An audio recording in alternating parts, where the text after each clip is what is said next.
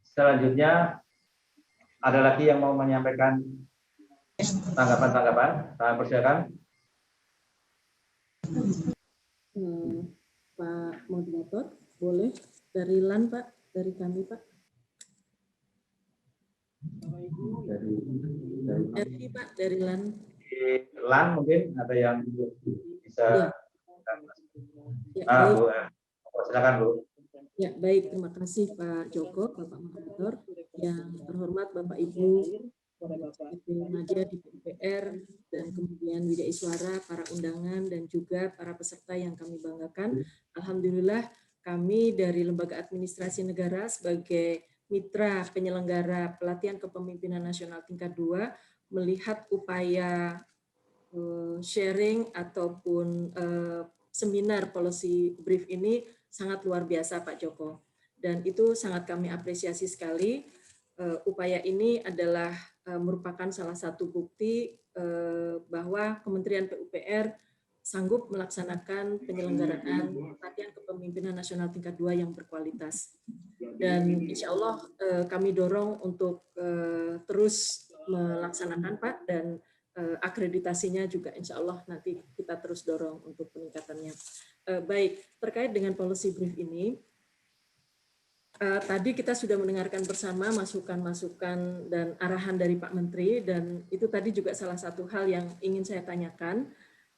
Yang pertama memang terkait dengan penyusunan policy brief itu, dan kemudian nanti substansinya ada sedikit masukan. Terkait dengan penyusunan policy brief, kita tahu bahwa dalam menyusun policy brief itu, saya yakin juga teman-teman peserta memahami juga, ada siklusnya, yaitu agenda setting atau problem definition, tadi sudah disampaikan sebagai policy questions, kemudian ada policy alternatif, itu juga sudah disampaikan. Nah, ini yang satu ini, selection of preferred option, jadi pilihan seleksi dari alternatif-alternatif yang tadi disampaikan. Dan kriteria pemilihan alternatif itu juga ada kriterianya atau ketentuannya seperti efektivitas, efisiensi, kemudian kesetaraan, dan implementabilitas serta fleksibilitas. Dan saya rasa dari ketiga alternatif tadi peserta memilih tiga-tiganya ya Pak ya, sehingga pertanyaan ataupun arahan Bapak Menteri tadi apa yang perlu diprioritaskan. Beliau sebagai Menteri mana yang harus melaksanakan pertama kalinya. Dan itulah pertanyaan mendasar untuk sebuah produk yang namanya policy brief. Jadi sebagai pengambil keputusan, sebagai policy maker, saya pertama ini harus melaksanakan apa. Jadi itulah yang perlu kita pilih policy desainnya, dan kemudian nanti masuk ke policy implementasinya itu sudah masuk ke lebih tataran yang implementability. Nah, kalau saya sepakat dengan sebagian besar dari pembahas tadi, creative financing itu merupakan hal yang menarik, dan ini sebagian juga sudah disampaikan oleh para pembahas maupun peserta sendiri dari PRIM ya tadi Bu Anita, kemudian KPPU oleh peserta juga sudah disampaikan, bahkan di alternatif kedua tadi juga menyampaikan ada dukungan CSR dan swadaya masyarakat. Nah, mungkin satu hal yang perlu ditambahkan, terutama di tataran pemerintah daerah mungkin ya, karena ini lebih mikro sifatnya dibandingkan dengan nasional yang harus membuat sebuah payung kebijakan untuk melegalkan tahapan implementasinya. Nah, mungkin yang kita sebut dengan crowdsourcing. Nah, crowdsourcing ini tidak hanya dari swadaya masyarakat saja, tapi dari pihak ketiga, kalau kita menyebutnya itu dari dunia maya, Pak. Nah, kita sering mendengar seperti kitabisa.com dan sebagainya itu yang melihat satu proyek misalnya, nah ini misalnya pembangunan air minum ataupun mungkin pembangunan jalan dan sebagainya, apakah itu memungkinkan kita laksanakan untuk menggunakan sumber crowdsourcing ini. Jadi melalui pihak dunia maya, internet, tapi kita fokus pada satu pembangunan tertentu. Dan itu yang pertama. Kemudian yang kedua, tadi setelah melihat tiga alternatif tadi dan di akhir untuk implementasinya tadi saya melihat aktor utamanya itu sebagian besar sama ya, pemerintah daerah, kemudian Bappenas, kemudian KL, dan saya rasa mungkin kita perlu lebih spesifik lagi siapa yang nanti akan melaksanakan program tersebut. Kalau pemerintah ya pemerintah pusat, itu kementerian apa yang terkait. Jadi Kementerian PUPR, Kementerian Keuangan, mungkin kementerian-kementerian ataupun lembaga yang terkait. Nah, kemarin saya sempat mengikuti pembahasan di Undang-Undang Cipta Kerja. Nah, itu juga khusus untuk inovasi ini Pak, ini sudah diidentifikasi pihak-pihak kementerian yang memiliki tusi maupun apa ya, yang beririsan dengan inovasi. Nah, ini juga mungkin kita bisa identifikasi secara menyeluruh aktor utama yang lebih detail lagi siapa yang bisa mengimplementasikan hal itu. Kalau Pemdanya nanti di pihak mana. Itu yang dapat saya sampaikan, tapi secara keseluruhan kami mengucapkan selamat sekali lagi kepada Balai 4 di Bandung, di PUPR, atas keberhasilan ini, dan juga kehadiran Bapak Menteri sebagai policy maker utama untuk policy brief ini merupakan suatu hal yang patut dibanggakan. Kami nanti akan laporkan kepada Bapak Kepala LAN, Bapak Deputi di Lembaga Administrasi Negara, bahwa keberhasilan ini patut kita apresiasi bersama. Demikian Pak Joko, Bapak Moderator, saya kembalikan. Terima kasih. Wassalamualaikum warahmatullahi wabarakatuh. Waalaikumsalam warahmatullahi wabarakatuh. Terima kasih Bu Ervi. Di awal tadi Ibu menyampaikan bahwa seminar ini luar biasa, lalu dilanjutkan dengan bahwa janji dari Bu Ervi bahwa akreditasi akan kita dorong. Perlu Ibu ketahui, di sini nih ada Kepala BPSDM, ada Kepala Pusbangkop yang ngurusin itu terus. Ini dicatat tuh oleh Bapak-Bapak itu. Ada Bu Sekjen, ya, udah habis lah.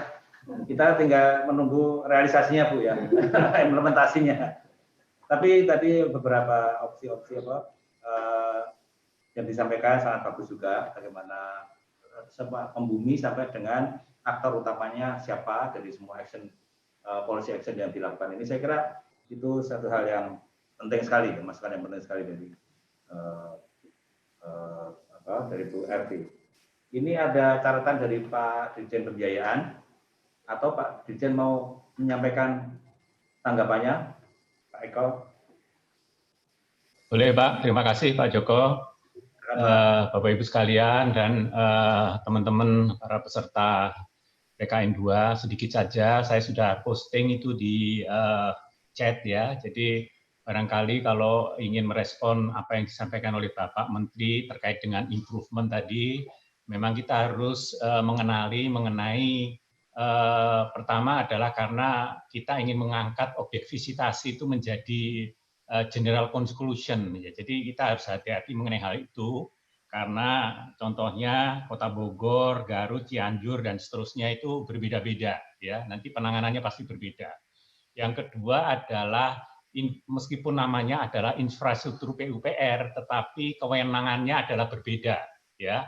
Jadi ada yang kewenangannya memang betul-betul ada di Kementerian PUPR, ada yang kewenangannya ada di bupati, wali kota atau gubernur ya. Ini nanti akan tergantung ya, kalau kita berurusan dengan KPBU nanti penanggung jawab proyek kerjasamanya itu siapa, dan itu tentu saja improvementnya berbeda-beda untuk sektor yang berbeda dan juga untuk kabupaten kota yang berbeda.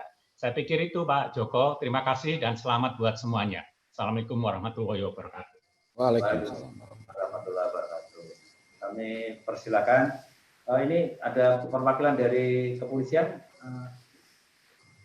Siapa ya yang hadir?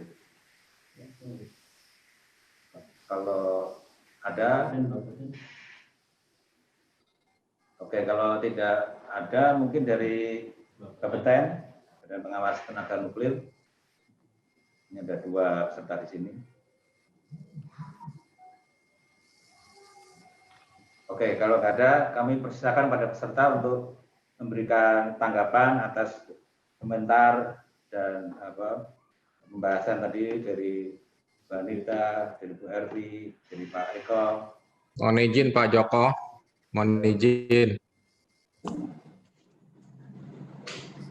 Pak Joko. Monggo silakan Pak. Silakan Pak. Wow. Ya, ini Hadi Pak dari BPIW Pak. Oh BPIW Pak Kepala. Pak Joko, terima kasih Pak Joko. Ya. Pak Joko, saya kira ini karena juga ada teman-teman dari pemerintah daerah, ini pengalaman kita selama ini Pak Joko adalah bagaimana kita mempunyai policy brief itu yang akurat, yang berdasarkan memang dengan data yang mendukung Pak Joko. Jadi banyak pengalaman kita selama ini kita dalam hal data itu masih banyak kelemahan-kelemahan. Jadi kalau toh datanya nggak ada atau datanya itu katakanlah berbeda-beda. Jadi saya kira teman-teman di pemerintah daerah dalam hal ini Bapeda, saya kira bisa menjadi rekan kerja kita yang lebih langgeng gitu ya dengan data-data yang sangat mendukung Pak Joko. Itu yang pertama terkait data Pak Joko. Yang kedua adalah terkait dengan analisa kita Pak Joko. Nah ini analisa ini policy sekarang yang sangat menarik adalah juga terkait dengan masalah berketahanan atau sustainability dikaitkan dengan katakanlah tantangan yang lebih up to date ya, seperti pandemi COVID kita sekarang. Jadi polisinya tentunya juga bisa mengantisipasi kondisi-kondisi yang unpredictable ataupun ini juga mempengaruhi kebijakan kita ke depan Pak Joko. Saya kira demikian. Terima kasih Pak Joko. Baik, terima kasih Pak Kepala BPIW, Adi Cahyono, atas komentarnya. Saya kira ini nanti akan menjadi masukan yang penting. Intinya untuk policy brief ini memang harus diperlukan data yang akurat, ya, karena kunjungan itu singkat, bisa saja itu belum mengenal sesuai dengan the real condition ya, termasuk tadi sustainability dari solusi policy action plan yang disampaikan. Gitu. Baik, masih ada lagi beberapa dari peserta dulu, ada yang mau merespon? Izin Bapak Moderator. Oke. Assalamualaikum warahmatullahi wabarakatuh. Terima kasih sebelumnya kami apresiasi sekali apa yang menjadi tanggapan kepada apa yang telah kami kerjakan bersama tim. Saya sedikit hanya melengkapi tadi yang disampaikan oleh Ibu Lili maupun dengan teman-teman. Memang kami kenapa kami memutuskan tadi sekitar tiga kebijakan tadi menjadi suatu kebijakan yang bersama atau menjadi kesatuan. Memang mohon maaf, kami memang agak terfokus pada tema, di mana tema kita membangun infrastruktur yang handal, sehingga kita menganggap infrastruktur ini kita ambil dengan pelingkupan adalah bidang PUPR. Termasuk di situ adalah air, mungkin pemukiman dan jalan. Kemudian juga bagaimana mempercepat pertumbuhan ekonomi ini adalah dengan memperbaiki konektivitas yang diberikan. Kemudian dan semua ini kita kemas, kita dukung adanya dengan keterbatasan dana dan sumber daya, sehingga kita mencari solusi. Satu kebijakan lagi adalah kebijakan creative financing tadi, sehingga memang secara detail kami belum bisa menurunkan ke down to earth tadi. Mungkin mohon maaf lagi karena memang waktu kami terbatas dengan ada, tapi itu bukan suatu excuse. Kami akan segera dengan teman-teman akan memfinalkan lagi, memperbaiki dengan lebih ke dalam. Dan juga sebetulnya kami tidak, karena ini ada Bapeten, ada juga Pemda, dan juga ada polisi yang kami menganggap tadinya memang kami akan sangat berfokus kepada PUPR, tapi kami mencoba untuk menjadi bahwa pemerintah di sini atau bidang PUPR ini bisa dilakukan tidak hanya pemerintah pusat, dalam hal ini Kementerian PUPR, ataupun juga dari pemerintah daerah. Mungkin itu bisa disampaikan. Assalamualaikum warahmatullahi wabarakatuh. Waalaikumsalam. Terima kasih Pak Budi, dijelaskan tentang ini apa presentasinya. Tapi Bapak harus ingat ya, Pak Menteri tadi sudah mengatakan prosedur oke, sudah bagus. Siap. Apalagi Bu Ervi dari LAN mengatakan luar biasa. Apa kurangnya ini? Don't worry about that ya. Don't worry. Jadi nggak apa-apa Pak Budi, nggak ada masalah.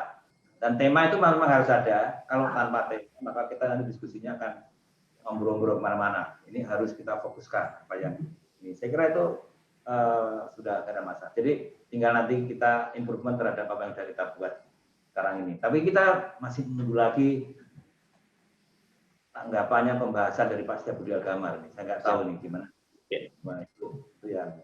Kalau tidak ada dari pendamping, dari Widya Suara pendamping, ada yang mau menyampaikan pendapatnya atau bahasanya? Ada Pak Waskito Pandu, Pak Seta, Pak Tasripin.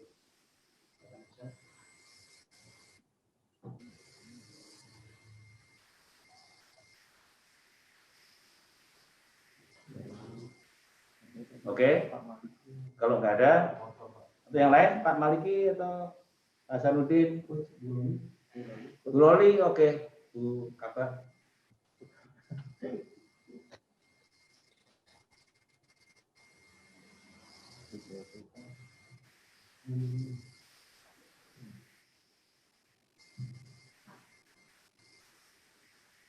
Monggo, kalau tidak ada, berarti kami pembahasan kami anggap sudah cukup. Tinggal gongnya ini dari Pak Setiabudi Algamar ini. Kecuali kalau Pak Kaba mau menyampaikan, Pak Kaba, monggo Pak. Tadi kan sambutan Pak. Terima kasih Pak Joko selaku moderator. Bapak Ibu sekalian yang saya hormati dan saya banggakan dan seluruh peserta PKN tingkat 2. Jadi saya mau menengok sedikit atau mundur sedikit terhadap tema dulu. Yang nanti kaitannya dengan yang sebenarnya apa yang sudah dilakukan oleh PUPR dan yang ke depan yang disampaikan Pak Menteri tadi, kalau saya lebih melihatnya adalah semakin diperbanyak sehingga akan semakin bisa mensegerakan peningkatan kesejahteraan sesuai dengan resume dari pemerataan infrastruktur untuk kesejahteraan. Nah, begini, ini saya masih ingat waktu Pak Pandu dulu memberikan suatu alat ke Asbuton. Kemudian pada saat saya di Bina Marga mencoba mendiskusikan upaya peningkatan penggunaan tailing di Papua, tadi yang disampaikan Pak Menteri.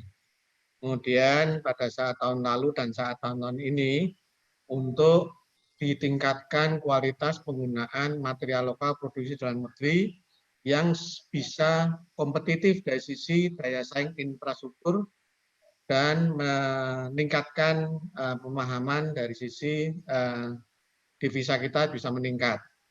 Artinya aset kita bisa kita perbanyak. Nah, kalau dilihat dari Republik kita ini kan sumber daya alam kita cukup banyak. Ini baru beberapa titik. Artinya apa? Ada karet, ya tadi lokus spesitasnya di Musi Banyuasin. Kemarin tidak mengambil lokus spesitasi di misalnya tailing yang di Papua. Padahal ada lokus spesitasi lain yang sebenarnya bisa juga meningkatkan pendapatan masyarakat. Misalnya, tadi sebenarnya sudah disinggung Pak Menteri, plastik, limbah plastik. Ya, mungkin Bu Meke, Pak Dirjen Cipta Kerja juga tahu pada saat kita punya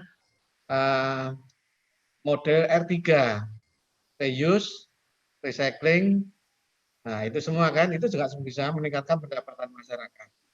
Nah, kesimpulannya saya mau mengambil kesimpulannya aja ya dari endingnya bahwa pembangunan infrastruktur bisa dilakukan dengan suatu inovasi dengan memanfaatkan produksi material dalam negeri tanpa impor dalam catatan untuk meningkatkan kesejahteraan guna mempercepat konektivitas dan sekaligus dan sekaligus mensegerakan pemenuhan kebutuhan dasar. Nah ini sebenarnya kan kesimpulannya ke sana. Yang pertama. Kemudian yang kedua, nah dari sisi fungsi pelayanan, kan, paradigma ASN sekarang kan sudah bergeser. Kita mengambil lokus visitasi Kabupaten Bogor, Kabupaten Cianjur, dan Kabupaten Garut dari sisi fungsi pelayanan. Nah, inilah gabungan semuanya. Dari fungsi pelayanan yang betul-betul kita ini sebagai apa? Sebagai abdi dan sebagai fungsi pelayan masyarakat, dan khususnya dalam fungsi pelayanan infrastruktur. Infrastruktur kebetulan di dalam pelaksanaan ini atau dalam tema itu menjadikan bahwa kesejahteraan bisa segera meningkat. Yang kita harapkan kan ke sana. Nah, dan yang ketiga adalah saya memang mengomentari bagaimana down to earth itu adalah segera dibumikan atau segera membumi dan bisa dilaksanakan di akar rumput. Nah, sebenarnya sudah bisa dilaksanakan di akar rumput, hanya percepatannya, kuantitasnya, termasuk yang disampaikan Pak Dirjen PI tadi, bagaimana kreativitas dari pembiayaan infrastruktur yang kewenangannya adalah dipilah-pilah, ya, pusat, KPBU maupun antara PPP, antara SMI, dan antara PII. Ini kan agak beda, mungkin nanti disinggung sedikit saja di dalam penyelesaian finansial, penyelesaian laporan finalnya saja dalam kaitannya dengan policy brief. Karena tadi yang disampaikan Bu Mega ini hanya berbicara secara utuhnya saja, tapi belum berbicara bahwa kewenangan itu bisa berdampak, jangan sampai nanti di sisi mikronya kita lupa. Disinggung dalam satu kalimat tambahannya saya kira sudah cukup itu yang dimasukkan Pak DJPI.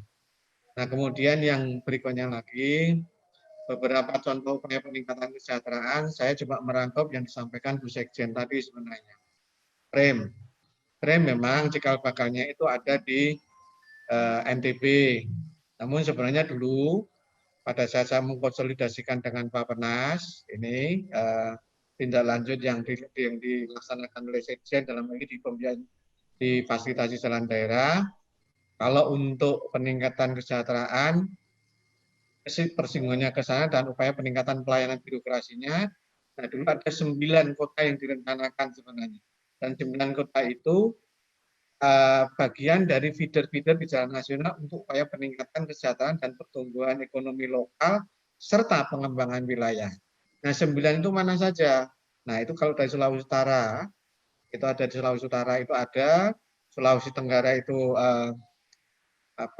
tempat wisata itu juga ada, kemudian Lingkar Wilis juga ada, Borobudur juga ada, Bangka Belitung juga ada, Danau Toba juga ada, kemudian di Banjarmasin itu juga ada, plus 2 kota lainnya itu kalau nggak salah Raja Ampat dan satu lagi Sulawesi Barat kalau nggak salah tempat lokasi wisata. Nah ini kalau bisa dibungkus, saya kira data itu semua ada di BPIW. Mungkin di BPIW tadi belum menyampaikan bahwa sebenarnya untuk bisa meningkatkan Gini ratio dari sisi pendapatan dan sisi upaya peningkatan kesejahteraan sebenarnya cukup signifikan. Namun karena mungkin keterbatasan waktu dan orientasinya hanya di pembangunan infrastruktur, padahal sebenarnya banyak yang bisa kita adopt. Hanya sebenarnya kita perlu memperluas dari sisi apa sih yang kita mau dapat. Namun karena semuanya juga adalah waktu yang membatasi, namun singgungan awal dari orientasi ke depannya juga sudah didapatkan, hanya prioritisasi dan betul-betul membumi itu bisa dalam suatu lompatan tingkatan yang cukup signifikan dari upaya peningkatan kesejahteraan, efek dari pembangunan infrastruktur, nah barangkali itu yang nanti perlu dievaluasinya. Saya kira itu Pak Joko dari saya, moga-moga teman-teman yang menyajikan policy brief secara keseluruhan tetap semangat, jaga kesehatan, dan upaya ini upaya maksimal itu di sisi intern. Terima kasih. Terus di sisi ekstern saya terima kasih Bu Erwi.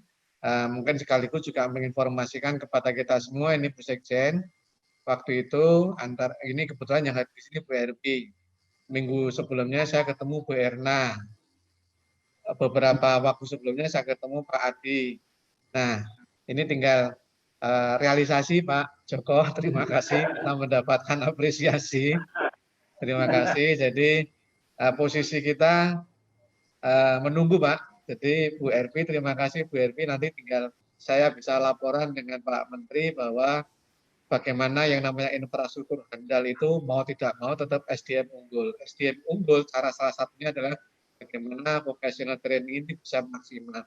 Bagaimana vocational maksimal? Ya otomatis berarti dari sisi akreditasi pengakuan dari eksternal dan kita bisa menyelenggarakan PK ini bukan hanya ASN di lingkup PUPR tapi bisa lebih banyak bisa kolaborasi dengan stakeholder yang lain di dalam pelaksanaannya. Kebetulan saat ini yang harusnya 2 angkatan, namun karena ada pandemi kita baru bisa 1 angkatan. Nanti ke depannya saya usul saja bisa lebih awal kita tarik, bukan hanya PKN tingkat 2, tapi PKA dan seterusnya, dan bahkan di Balai Pengembangan Kompetensi yang lainnya, bukan hanya Bappekom 4 Bandung, karena kita punya 9 Bappekom yang sebarannya semua berupaya meningkatkan kualitas SDM di seluruh Indonesia, bukan hanya ASN PUPR, tapi juga ASN, pemerintah provinsi dan kabupaten kota, karena bagaimanapun membangun infrastruktur di daerah, membangun jalan sumber dana APBN, membangun jalan sumber dana APBD, membangun jalan sumber dana APBD 1 atau APBD 2, kita harapkan kualitasnya sama.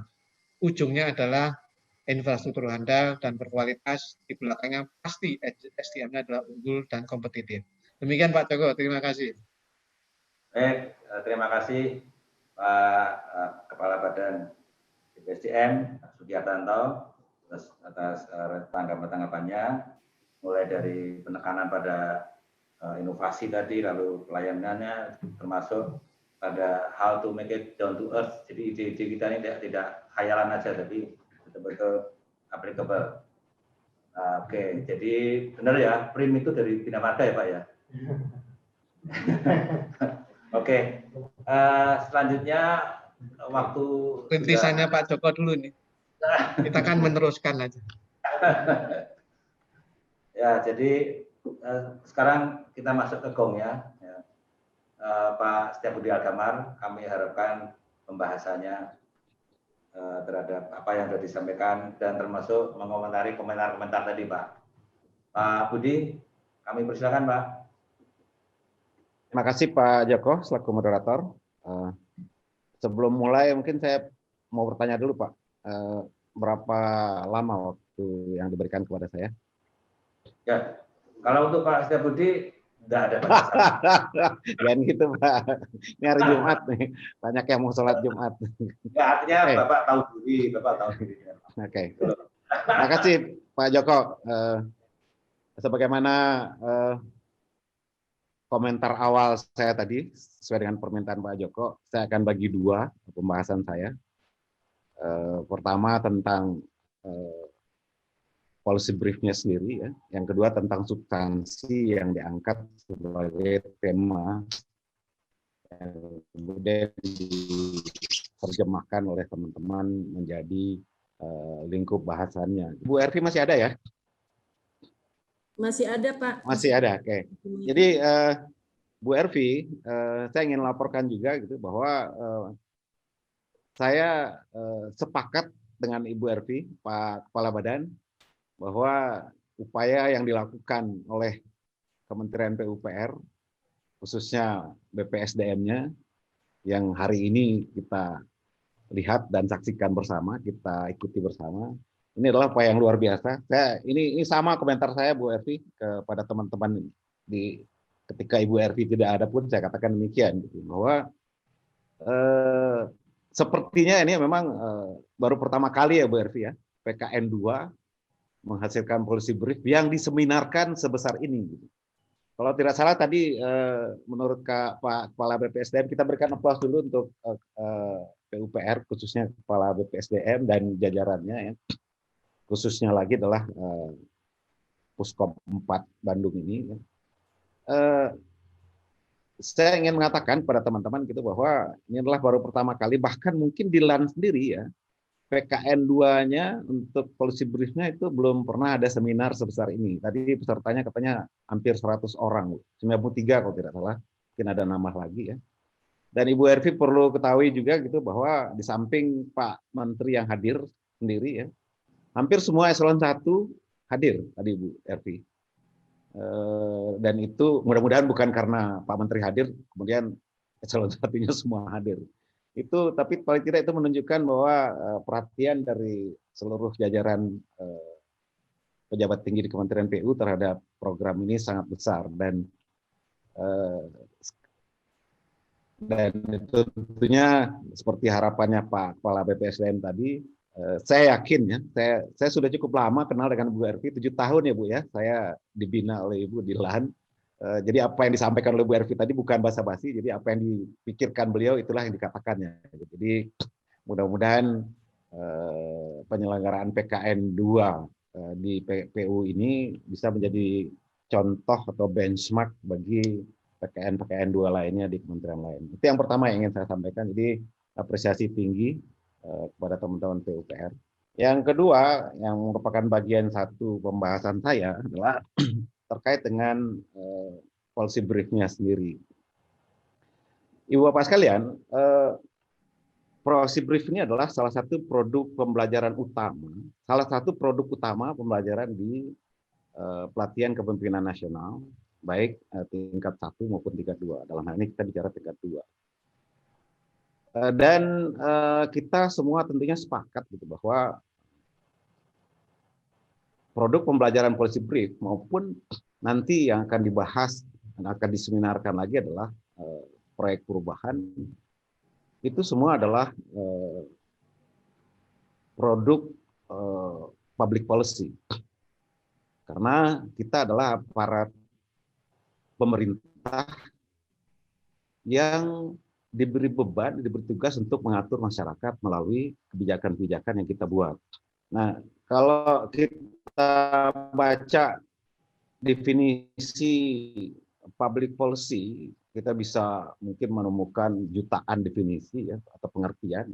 Tapi intinya adalah bahwa public policy itu adalah apa yang ingin dikerjakan atau tidak ingin dikerjakan oleh pemerintah untuk kepentingan masyarakatnya. Jadi sekali lagi, public policy itu singkatnya adalah apa yang ingin dikerjakan atau tidak ingin dikerjakan oleh pemerintah untuk kepentingan masyarakatnya. Jadi bukan hanya yang ingin dikerjakan, tapi juga apa yang tidak ingin dikerjakan. Nah, selama ini memang public policy itu khususnya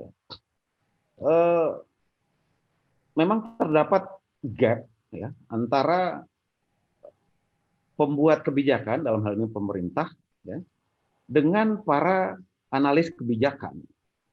Dalam hal ini bisa researcher, ya, bisa perguruan tinggi, bisa juga bagian dari pemerintah itu sendiri. Kenapa demikian? Karena gap tersebut terjadi karena ada perbedaan pandangan dalam melihat public policy itu sendiri. Dari sisi pemerintahnya, dalam hal ini pembuat kebijakan itu mulai dari presidennya, mulai dari wapresnya, menko-nya, menterinya, termasuk Pak Menteri PU sendiri tentunya, gubernurnya, bupatinya, wali kotanya. Ada semacam ketidakpercayaan kepada para researchers ataupun para analis kebijakan bahwa mereka terlalu berteori, gitu ya. Dan tidak, nah itu tadi sangat relevan sekali apa yang dikatakan oleh Pak Menteri tadi, gitu, atau Pak Kepala Badan dan Pak Dirjen lainnya tadi, bahwa mereka tidak down to earth, tidak pernah bisa membumi. Yang disampaikan itu, yang dianalisis, yang dikaji itu adalah teori-teori, sehingga tidak pada saatnya tidak bisa dilaksanakan dengan baik. Itu penggarisbawahan oleh Pak Menteri itu sangat relevan menurut saya. Pak Menteri dengan sangat jeli melihatnya. Nah, sementara di sisi researcher ataupun si pengkaji kebijakan atau analis kebijakan itu juga menganggap bahwa pemerintah itu sebenarnya tidak terlalu paham apa yang menjadi permasalahan yang terjadi di lapangan dan apa yang menjadi permasalahan utama di publik. Sehingga itu terus saja bertentangan satu sama lainnya. Nah, oleh karena itulah ada sebuah paling tidak 10 sampai 15 tahun terakhir ini, bahwa ditemukan sebuah jembatan yang namanya policy paper yang kemudian diringkas lagi menjadi policy brief. Nah, antara policy paper dan policy brief itu kemudian menjadi trending topic ya di dalam pembuatan kebijakan-kebijakan publik. Karena apa? Karena policy brief atau policy paper itu yang kemudian diringkas menjadi policy paper mempunyai keunggulan-keunggulan spesifik dibandingkan dengan polisi-polisi pada umumnya. Kita tentunya bisa membaca banyak hal, banyak sumber tentang pengertian policy brief. Antara lain disampaikan oleh yang namanya ISO pada tahun 2006, policy brief itu adalah dokumen ringkas. Tolong digarisbawahi ringkasnya itu ya, namanya brief ya. Kalau tidak brief, kalau tidak ringkas, dia bukan policy brief namanya. Jadi dia adalah dokumen ringkas dan netral. Ya. Jadi ada dua yang harus digarisbawahi, ringkas dan netral. Artinya si pengkaji kebijakan tersebut yang kemudian kajiannya itu dituangkan ke dalam policy brief, dia harus netral. Artinya dia harus bebas nilai. Nah ini yang saya coba sorot ya, apa yang disampaikan oleh Pak Menteri tadi, mengomentari hasil yang disampaikan oleh teman-teman. Sangat bisa dimaklumi gitu, bahwa karena peserta ini pada umumnya adalah orang-orang PUPR sendiri yang sehari-harinya bergelut dengan isu yang dibahas itu, tanpa menafikan juga peran dari kepolisian dan juga dari Bapeten sebagai peserta. Saya bisa memaklumi kalau apa yang disampaikan oleh teman-teman sebagai rekomendasi kebijakannya tadi adalah bahwa ada 3 alternatif, kemudian 3-tiganya dipilih ya, karena tidak bisa berjalan sendiri-sendiri ya. Nah, dikomentari oleh Pak Menteri bahwa itu sebenarnya sudah dikerjakan semua oleh PUPR. Nah, karena apa? Karena memang ketika mulainya pun teman-teman ini memang belum tidak bebas nilai. Jadi artinya yang dibuat, yang dikaji itu memang yang dirasakan, yang dilakukan setiap hari. Jangankan Kementerian PUPR yang menyelenggarakan PKN 2 yang dominasi pesertanya adalah dari PUPR sendiri. Ibu Bapak tentunya bisa bertanya kepada Bu Ervi nanti ya, bahwa di PKN 1 sekalipun yang pesertanya sangat variatif ya.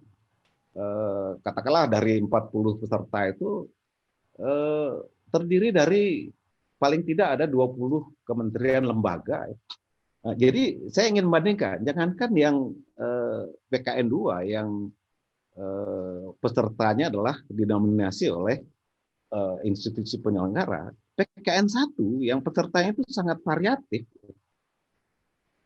dan isu yang diangkat memang juga isu nasional, itu pun tidak bisa bebas nilai 100%. Sehingga hasilnya ya seperti tadi itu, bahwa saya selalu menyampaikan kepada teman-teman PKN 1 ya, bahwa jangan sampai nanti hasil kita itu dikatakan seperti ini, dinilai seperti ini. Ini mungkin Pak Menteri saking sopannya, saking menghargainya kepada teman-teman, dan di PKN 1 pun demikian ya, menteri-menteri yang kita temui untuk melaporkan hasil policy briefing itu mungkin juga terlalu sopan, terlalu beretika tinggi ya, sehingga tidak keluar kata-kata seperti ini gitu. Kalau hanya seperti itu saya juga sudah tahu gitu. Kalau seperti itu sudah lakukan semua gitu. Nah, jadi sekali lagi saya ingin membandingkan, bahkan di PKN 1 yang pesertanya sangat variatif sekalipun, komentar seperti yang disampaikan oleh Pak Menteri tadi, yang saya katakan karena pesertanya tidak bebas nilai 100%. Jadi sangat bisa dimaklumi. Tapi saran dari Pak Menteri tadi sangat relevan saya rasa. Sangat relevan bagi teman-teman sekalian dan juga mungkin bagi penyelenggara BPSDM ya, dan kepala pusatnya dan balai-balainya nanti ya. Bahwa tampaknya untuk PKN 2 selanjutnya kita memang perlu lebih fokus ya, dan perlu kita kawal dari awal bahwa hendaknya apapun rekomendasi kebijakan yang disampaikan nanti benar-benar down to earth dan diupayakan semaksimal mungkin bebas nilai, bebas dari pengaruh-pengaruh bahwa kita adalah orang yang juga menyelenggarakan kebijakan itu sehari-harinya. Itu yang pertama yang ingin saya sampaikan. Jadi policy brief itu demikian adanya ya. Dan yang kedua yang ingin saya sampaikan adalah bahwa apa keunggulan dari policy brief dibandingkan dengan bentuk-bentuk policy lainnya ya. Katakanlah saya katakan tadi ada policy paper, ada policy memo dan seterusnya. Yang pertama adalah dia ringkas. Jadi sekali lagi dia ringkas. Artinya tidak ada waste words. Ya. Jadi kata-kata sampah atau kalimat-kalimat sampah itu harusnya tidak ada di dalam policy brief. Kemudian sederhana, tampilan menarik, banyak gambar sehingga tidak perlu berpikir terlalu banyak atau lama, handy ya, dan seterusnya. Nah, kalau kita lihat tadi apa yang disampaikan oleh teman-teman, sebenarnya sudah mengarah ke arah situ. Jadi saya apresiasi sebenarnya apa yang disampaikan oleh teman-teman. Kalau Ibu Bapak dapat filenya, ada 2 file sebenarnya, tidak hanya bahan presentasi dalam PowerPoint, tapi juga ada narasinya yang menjelaskan tentang isi dari PowerPoint tersebut. Saya melihat itu sudah mengarah ke sana, ya. Jadi tidak terlalu banyak ditemukan ada waste word di sana gitu ya. Dan juga dia menggunakan bahasa yang langsung ya. Nah, ini yang kadang-kadang kita susah juga terlepas dari hal ini karena sudah berpuluh-puluh tahun kita bekerja di birokrasi, termasuk teman-teman peserta ini, mungkin agak susah menggunakan bahasa yang langsung, jelas, bebas dari jargon-jargon birokrasi. Ini juga susah mungkin ya, hal-hal yang muluk-muluk dan klise. Tapi saya melihat teman-teman sebenarnya sudah mengarah ke situ ya, menghilangkan sebanyak mungkin waste words ya, jargon-jargon yang tidak perlu, yang membelenggu kita sebagai birokrasi selama ini. Nah, yang penting juga adalah dia bisa segera dibuat tanpa menunggu hasil riset selesai, sehingga bisa disampaikan pada saat yang tepat. Ibu Bapak sekalian, terutama peserta, saya memberikan gambaran begini ya. Policy brief itu idealnya ya, disusun setelah sebuah penelitian yang cukup dalam selesai. Dan itu memang banyak kita lakukan di Kementerian PUPR dan di kementerian manapun. Ada kajian, ada studi, dan seterusnya. Baru setelah itu kita membuat policy briefnya. Tapi itu kondisi idealnya. Nah, yang kita alami sehari-hari, di kehidupan nyata sehari-hari, di kehidupan kita berorganisasi, di kehidupan kita bekerja di institusi pemerintah, kondisi ideal itu tidak selalu bisa kita temui, yang membutuhkan waktu lama. Nah, yang banyak kita temukan adalah, saya khususnya menyorot di PUPR sendiri juga, karena saya 33 tahun di PUPR, ya. Paling tidak kita bisa merasakan, jangankan nunggu hasil riset atau studi selesai.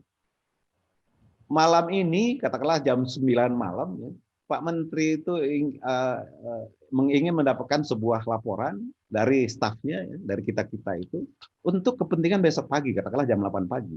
Nah, itu kan nggak mungkin kita cari dulu studinya, kita selesaikan dulu studinya, dan seterusnya. Nah, tantangan-tantangan seperti itu harusnya bisa dijawab dengan format laporan seperti policy brief ini. Dan mudah-mudahan ya, dengan cara kita teman-teman berlatih seperti ini, tidak hanya saya mengatakan, Bu Ervi, sepertinya teman-teman PUPR yang ikut atau polisi serta Bapeten yang ikut PKN 2 di PUPR ini sepertinya sudah siap untuk ikut PKN 1 di tempat Bu Ervi nanti, Bu, ya. Karena sudah cukup terlatih dengan bagaimana membuat policy brief dengan cepat dan baik, mudah-mudahan. Nah, oleh karena itu saya ingin mengatakan bahwa teman-teman peserta PKN 2 di PUPR ini tampaknya memang sudah cukup terlaporan ringkas ya, untuk dijadikan sebuah policy brief yang diperlukan setiap saat. Dan yang lebih penting lagi adalah terkait dengan briefnya polisi itu, ya, adalah bahwa sebenarnya ada aturan. Ya, kalau kita lihat, kita browsing di internet, ada aturan yang sebenarnya bukan aturan juga sih, kebiasaan lah katakanlah ya, bahwa bahkan jumlah halaman dan bahkan jumlah kata dari sebuah polisi brief itu juga diatur sebenarnya. Kalau Ibu Bapak bisa nge-browse di internet, pada umumnya polisi brief itu hanya terdiri dari 2 halaman maksimum. 2 halaman itu sudah banyak menghitung, kira-kira itu hanya kira-kira 1.500 kata. Jadi Ibu Bapak bisa bayangkan, bahkan jumlah katanya sekalipun itu diatur dalam polisi brief itu. Nah, tapi memang dilemanya juga ada gitu ya.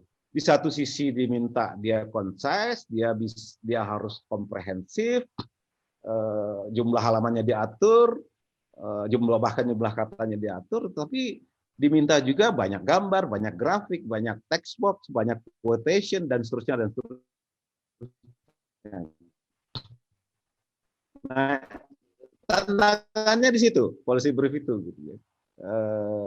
Dan mengarah atau belum bisa menghasilkan sebuah policy brief seperti itu, dan karena kalau saya lihat bahan narasinya masih 6-7 halaman ya. Jadi artinya masih kira-kira 10.000 kata gitu ya. Tetapi saya melihat dengan terus berlatih ya, sepertinya teman-teman semua itu akan sampai ke arah situ. Nah, Ibu Bapak sekalian, itu yang ketiga. Yang keempat, saya melihat juga dari segi pembabakan pembahasan, tadi Pak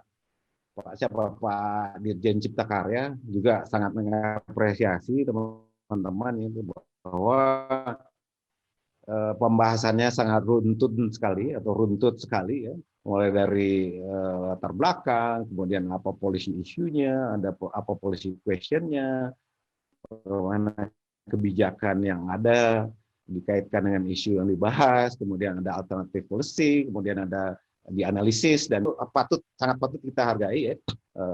Sistematikanya sudah sangat baik sekali ya, walaupun akhirnya saking lengkapnya batasan-batasan mengenai policy brief itu agak terabaikan gitu ya. Tapi tidak apa-apa, saya selalu menekankan ke teman-teman bahwa untuk saat ini, apalagi kita orang Indonesia ya, orang Indonesia itu Ibu Bapak sekalian disuruh bikin paper 200 halaman sangat bisa. Tapi kalau disuruh bikin paper 2 halaman itu bisa sangat tidak bisa gitu ya. Itulah karakteristik kita. Tapi kita mencoba untuk memperbaikinya perlahan-lahan ya, dan saya melihat walaupun belum 100% bisa ya, dari 7 ke 2 halaman itu memang berat ya, tapi yang penting substansinya dulu kita dapatkan, walaupun di sana sini tetap perlu kita lengkapi dan perbaiki. Ibu Bapak sekalian, yang keempat yang khusus untuk policy brief ini ya, yang keempat dan mudah-mudahan ya 5 ya, yang terakhir ya, saya ingin memberikan apresiasi juga kepada teman-teman ya yang sudah menerapkan beberapa prinsip dasar atau karakteristik dari sebuah policy brief. Mungkin saya bisa bacakan dan ulangi saja lagi ya. Yang pertama, bahwa policy brief itu harus fokus. Jadi kalau tidak fokus, kembali lagi ya, jangankan tidak fokus, yang fokus saja kadang-kadang kita masih bisa kemana-mana, yang kita klaim sebagai fokus ya. Nah, ini sepertinya memang khusus untuk aspek fokus ini ya, kita perlu latihan lebih banyak lagi ya, karena saya lihat memang apa yang disampaikan oleh teman-teman tadi ya, apa yang dikaji, kemudian menyimpulkan sesuatu itu memang masih bisa kita lebih fokuskan lagi agar semua persyaratan atau karakteristik dari sebuah policy brief itu bisa kita dapatkan. Jadi itu yang pertama, karakteristik pertama. Jadi untuk fokus ini saya melihat sudah ada upaya ke arah sana walaupun belum berhasil 100%. Yang kedua adalah professional, not only academic. Ini malah ini saya mengartikannya begini.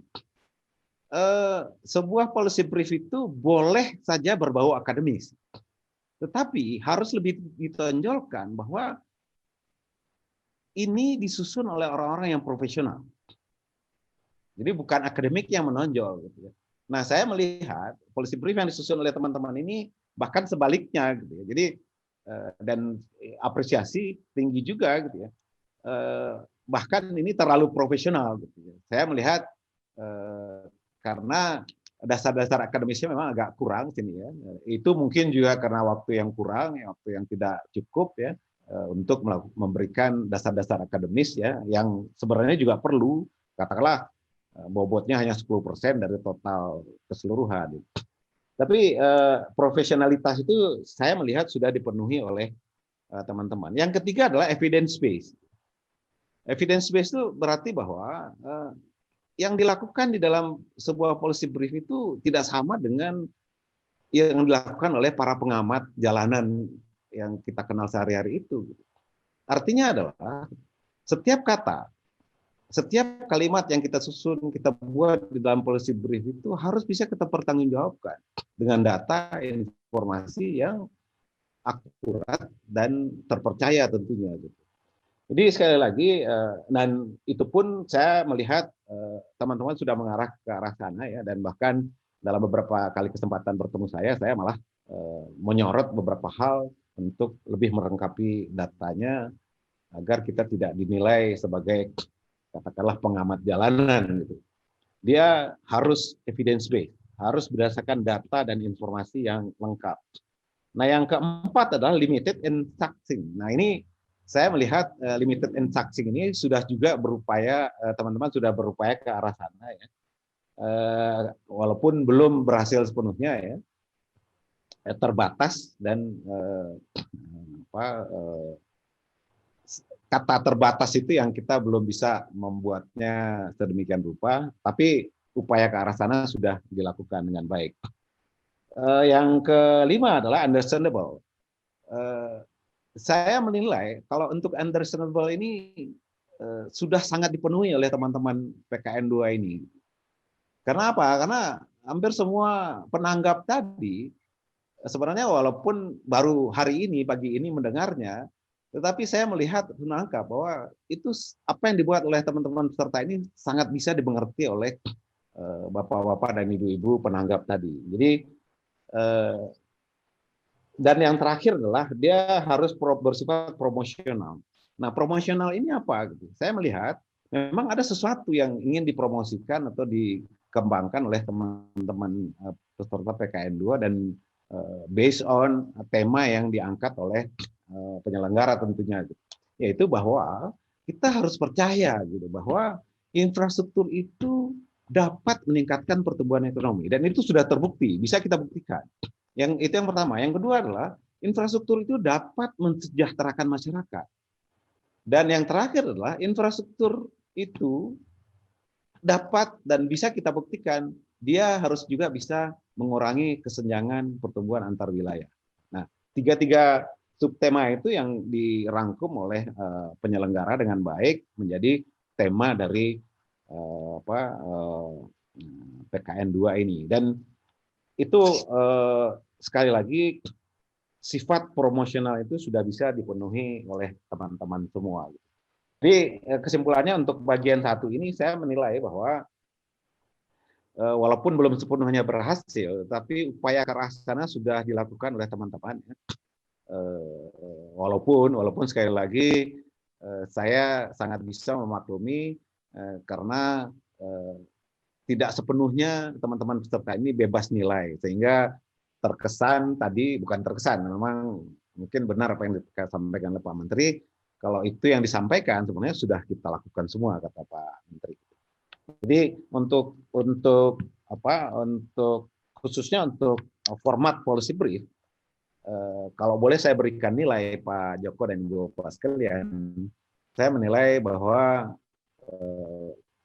peserta PKN 1, PKN 2 Angkatan 13 PUPR ini, ya, yang pesertanya tidak hanya dari Kementerian PUPR, secara format policy brief ini saya beri nilai mungkin bisa 8,5. 8,5 dari 10 ya. Jadi itu sudah sangat baik menurut saya untuk katakanlah percobaan pertama. Nah, yang kedua saya ingin masuk sedikit substansi. Saya selalu menjelaskan kepada teman-teman gitu bahwa walaupun saya sekarang sudah tidak di PU, ya, saya lebih banyak di LAN sekarang ya, untuk ditugaskan oleh Ibu Ervi untuk membantu-bantu di sana. Ya. Tapi bagaimanapun saya tetap masih profesional gitu. Saya masih tetap mengikuti perkembangan yang terjadi di dunia perinfrastrukturan, termasuk dengan berdiskusi dengan beberapa teman-teman eselon 1 di Kementerian PUPR, termasuk Pak Hadi Cahyono yang sering sekali mengundang saya untuk berdiskusi secara intens. Terima kasih Pak Hadi. Nah, artinya saya ingin membahasnya seperti ini. Gitu. Ibu-bapak sekalian, seperti tadi saya katakan di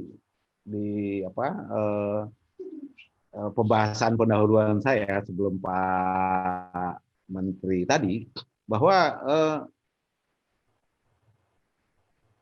teman-teman sebenarnya sudah bisa mencoba men-down to earth kan apa yang menjadi tema dari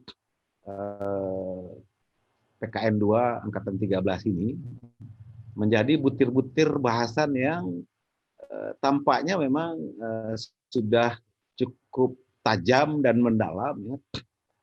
Tetapi ada, ini mungkin untuk kesekian kalinya saya katakan, dan tadi juga Pak Dirjen Pembiayaan Infrastruktur menyinggung sedikit itu bahwa, dan memang itu kesulitan kita semua, gitu. Termasuk saya masih selalu kesulitan ya, ketika kita diberikan beberapa daerah untuk dijadikan sebagai kasus studi, ya, dalam hal ini ada 3 kabupaten dan 1 kota dijadikan kasus studi, kemudian mengangkatnya dari kajian dari 4 kasus studi itu, mengangkatnya menjadi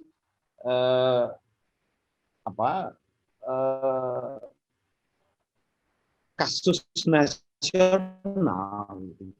Itu memang kita masih agak kesulitan. Nah, itu memang gap-nya di situ. Saya lihat ada analisis yang hilang di situ, bahwa dengan mencoba mengkaji 4 karakteristik daerah seperti itu, dan harusnya bisa kita kembangkan bahwa kasus-kasus karakteristik daerah seperti ini yang juga mungkin terdapat banyak di Pulau Sumatera, banyak di Pulau Jawa, banyak di Pulau Kalimantan, banyak di Pulau Sulawesi, dan banyak di Pulau Maluku dan Papua sana. Gitu ya. Itu yang kita masih ada saya mengatakannya gap, gitu ya. Kesenjangan kita atau katakanlah lompatannya agak terlalu jauh menurut saya. Gitu ya. Jadi ini yang satu hal yang tampaknya memang masih perlu kita pelajari bersama lagi ya. Bagaimana mengangkat 4 katakanlah saya mengatakan begini, sebenarnya terlepas dari upaya yang dilakukan oleh penyelenggara untuk menentukan 4 studi kasus tersebut dengan masing-masing subtemanya yang terkait dengan tema, upaya yang disampaikan oleh penyelenggara saya rasa sudah sangat luar biasa ya. Tinggal kita bagaimana membungkusnya, menganalisisnya sedemikian rupa agar menjadikan 4 studi kasus itu menjadi representatif dari kawasan daerah-daerah lainnya di Indonesia, sehingga kita bisa berkesimpulan bahwa apa yang kita lakukan itu, apa yang diberikan oleh penyelenggara itu sudah cukup tepat untuk mewakili daerah-daerah lainnya di Indonesia. Nah, itu dari segi analisis dari lokasi untuk menjadikannya menjadi kasus nasional itu saya rasa masih perlu kita pertajam lagi. Itu yang pertama. Yang kedua, saya mungkin di dalam tulisan yang lebih detail, yang dalam bentuk narasi, ya, karena saya belum bisa membacanya, ya, jadi saya belum bisa melihat juga apakah itu sudah tercover. Ibu-bapak sekalian, terutama peserta, tampaknya saya tidak tahu apakah tadi mungkin saya miss sedikit tadi ya. Tapi saya paling tidak saya tidak mendengar gitu bahwa ada peserta atau bahkan pembahas yang menyoroti tentang creative financing. Ibu Bapak sekalian, walaupun tidak explicitly mention, gitu, saya mendapat kesan bahwa yang disebut creative financing itu oleh teman-teman peserta ini tampaknya lebih fokus pada KPBU, kerjasama pemerintah dan badan usaha. Padahal sekali lagi banyak sekali alternatif kreatif pembiayaan yang sebenarnya bisa kita tonjolkan dan mulai dikaji oleh Kementerian PU. Mudah-mudahan saya tidak salah ya Pak, kalau Pak Dirjen Pembiayaan masih ada ya. Karena di dalam renstra sebelum yang sekarang ini pun sebenarnya kita sudah mengenal creative financing yang tidak hanya KPBU. Seperti yang pertama adalah infrastructure bond, yang penggunaannya dikhususkan hanya untuk pembiayaan proyek-proyek infrastruktur. Yang kedua adalah kemungkinan penugasan BUMN. Ini sudah kita lakukan sebenarnya. Seperti penugasan kepada PT Hutama Karya untuk melakukan pembangunan dan pengelolaan jalan tol di Sumatera.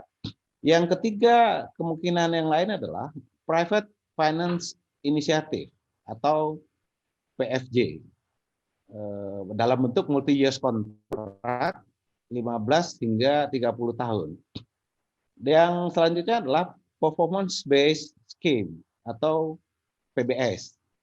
Performance Based Annuity Scheme. Yang selanjutnya adalah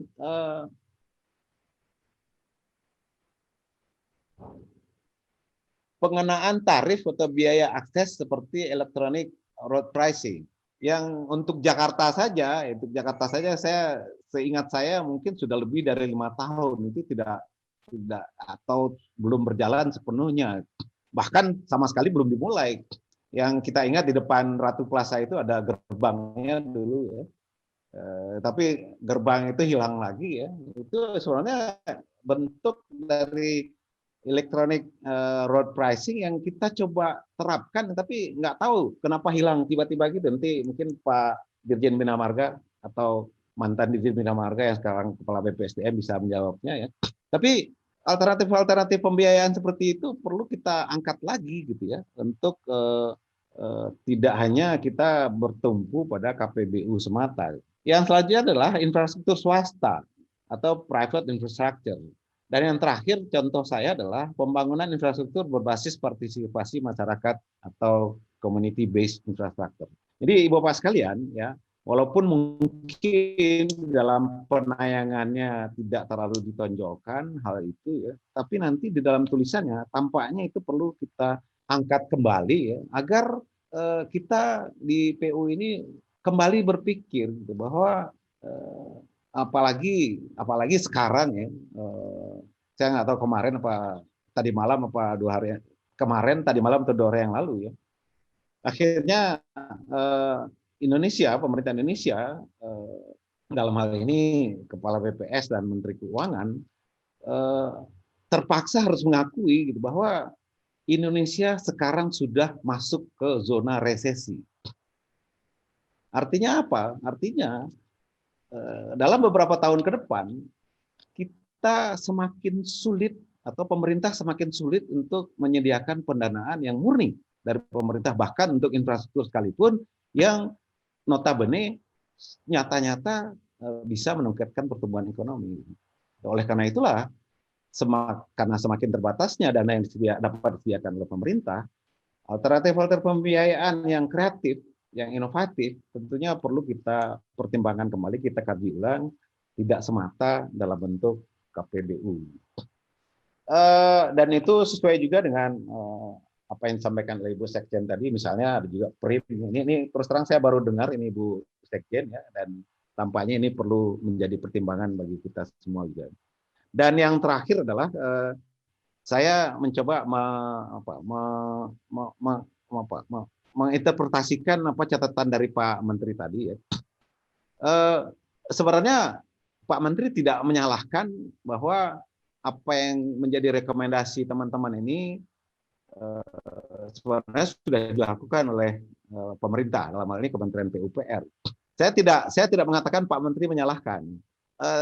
Yang poin yang penting yang saya tangkap dari Pak Menteri tadi adalah oke, rekomendasinya oke sebenarnya, tapi tampaknya perlu lebih difokuskan dari 3 alternatif yang notabene sebenarnya sudah dilaksanakan oleh Kementerian PU selama ini, di mananya yang masih lemah gitu.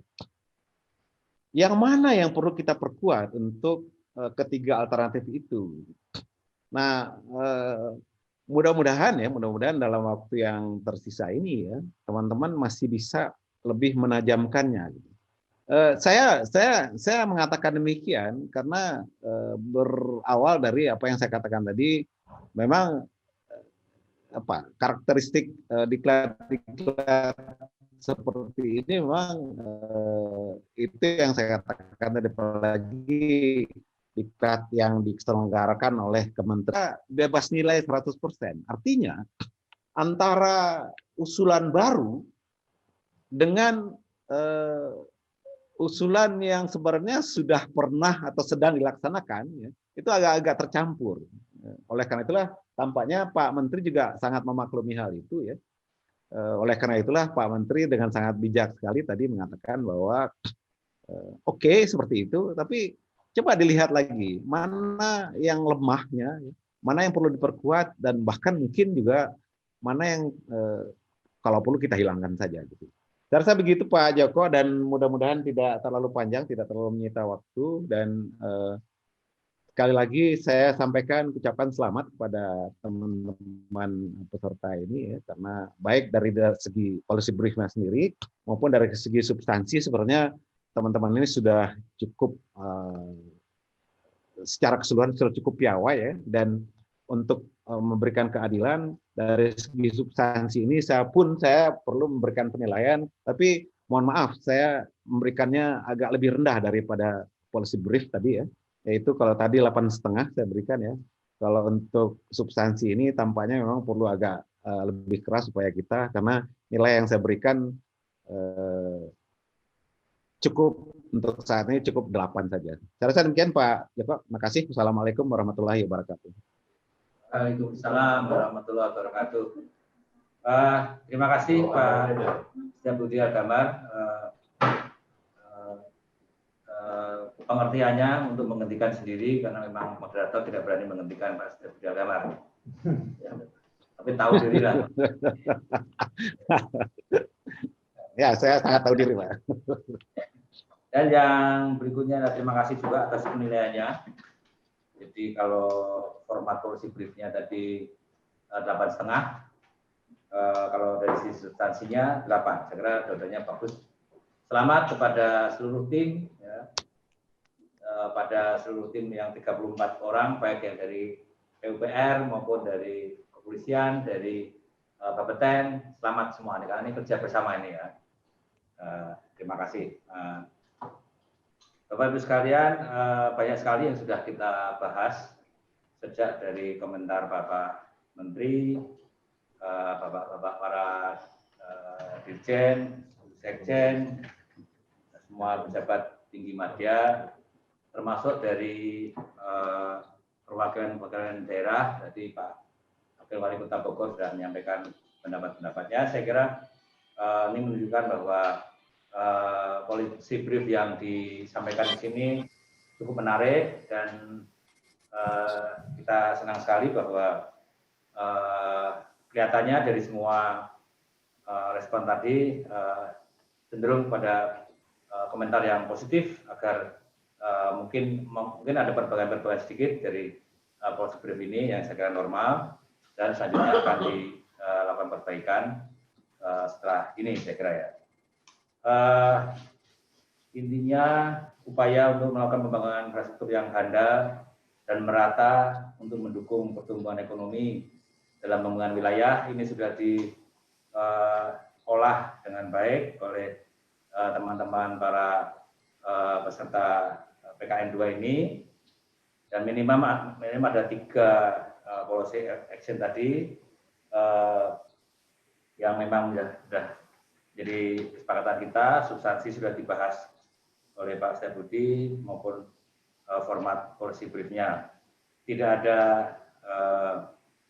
gade yang tak retak, sehingga ini apapun bagusnya policy brief ini tetap saja ketemu apa-apa yang harus diperbaiki, karena memang itu mencari apa-apa yang harus diperbaiki. Yang lebih baik ya, bukan untuk lebih baik. Baik Pak, saya kira dengan demikian kami sudahi acara kami.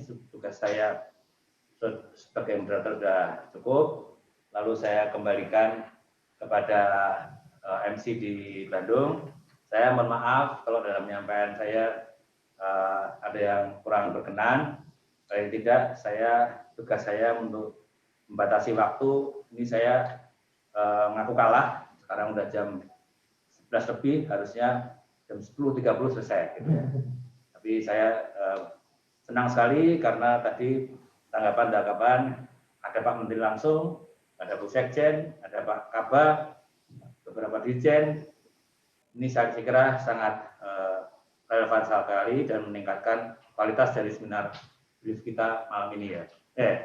Ini masih siang di sini Pak ya. Saya lagi mikir di Amerika lagi ada malam. Siapa yang menang, Pak? Ya. Ada satu yang menang, Pak. Nggak ada ya? Yang kalah jadi Menteri Pertahanan gitu. Demikian Pak, saya menang Abidin. Abidin itu orang Madura Pak. Ya. Saya kembalikan kepada MC di Bandung. Saya persilakan Bu Dea. Ya. Terima kasih kami haturkan kepada Bapak Insinyur Joko Murianto MSc selaku moderator yang telah memimpin jalannya paparan dan diskusi panel seminar policy brief ini. Hadirin yang kami hormati, selanjutnya adalah kata penutup dari Kepala Badan Pengembangan Sumber Daya Manusia Kementerian Pekerjaan Umum dan Perumahan Rakyat. Kepada yang terhormat Bapak Insinyur Sugiartanto MT, kami silakan. Terima kasih Mbak Cara.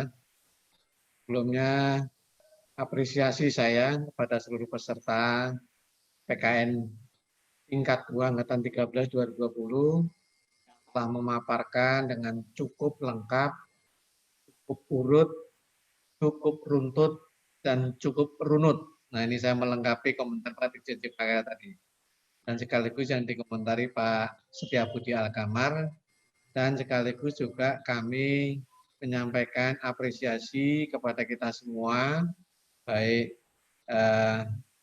tanggapan secara internal kepada seluruh peserta, kontribusi dari pejabat tinggi media, dari Bu Sekjen, Pak Dirjen, Pak Kabak BPIW, dan seluruhnya termasuk karena pimpinan kita juga